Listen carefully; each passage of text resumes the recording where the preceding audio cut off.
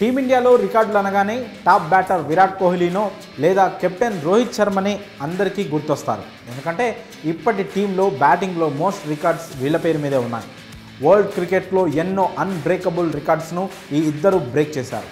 అయితే వీళ్ళ దారిలోనే వెళ్తున్నాడో టీమిండియా యంగ్స్టర్.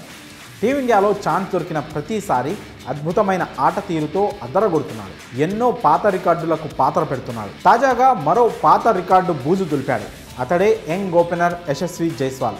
బంగ్లాదేశ్తో జరుగుతున్న తొలి టెస్ట్లో అతడు చరిత్ర సృష్టించాడు. 51 ఏళ్ల నుంచి చెక్కు చెదరకుండా ఉన్న ఓ రికార్డును అతడు బద్దలు కొట్టాడు. ఏంటా రికార్డ్ అనేది ఇప్పుడు మనం తెలుసుకుందాం. డెబ్యూ మ్యాచ్లోనే సెంచరీ బాదిన యశస్వి జైస్వాల్ 10 టెస్టుల్లోనే 1000కి పైగా రన్స్ చేశాడు. తద్వారా బ్యాటింగ్ గ్రేట్ సునీల్ గవాస్కర్ పేరు మీద ఉన్న ఆల్ టైమ్ రికార్డును అతడు బ్రేక్ చేశాడు. బంగ్లాదేశ్తో జరుగుతున్న తొలి టెస్ట్ రెండో ఇన్నింగ్స్లో జైస్వాల్ ఫెయిల్ అయ్యాడు. 17 బంతుల్లో 10 పరుగులు చేసి పెవిలియన్కు చేరుకున్నాడు.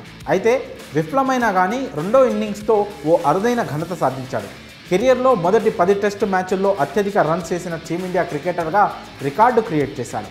సునీల్ గవాస్కర్ పేరుతో ఉన్న ఈ రికార్డును అతడు బ్రేక్ చేశాడు. ఇప్పటి వరకు సునీల్ గవాస్కర్ 978 పరుగులతో ఆ రికార్డును తన పేరు మీదే ఉంచుకున్నాడు. అలా 51 ఏళ్లుగా చెక్కు చెదరకుండా ఉన్న రికార్డును జైస్వాల్ బద్దలు కొట్టాడు. అలాగే ఓవరాల్ టెస్ట్ క్రికెట్లో తొలి 10 టెస్టుల్లో అత్యధిక పరుగులు చేసిన టాప్ 5 బ్యాటర్ల క్లబ్లో చోటు సంపాదించాడు. ఈ లిస్టులో Australia legend sir Don Bradman 1446 పరుగులతో టాప్లో ఉన్నాడు.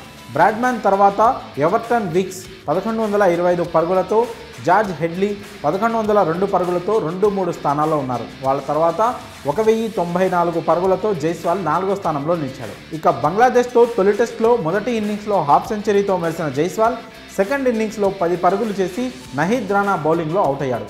మరో ఓపెనర్ రోహిత్ శర్మ కూడా 5 పరుగులకే పెవిలియన్ చేరుకున్నాడు. విరాట్ కోహ్లీ ఆశించిన స్థాయిలో రాణించలేదు. కేవలం 17 పరుగులు మాత్రమే చేసి పెవిలియన్ చేరాడు. మరి జైస్వాల్ అరుదైన ఘనతను అందుకోవడంపై మీ అభిప్రాయాలను కామెంట్స్ రూపంలో తెలియజేయండి.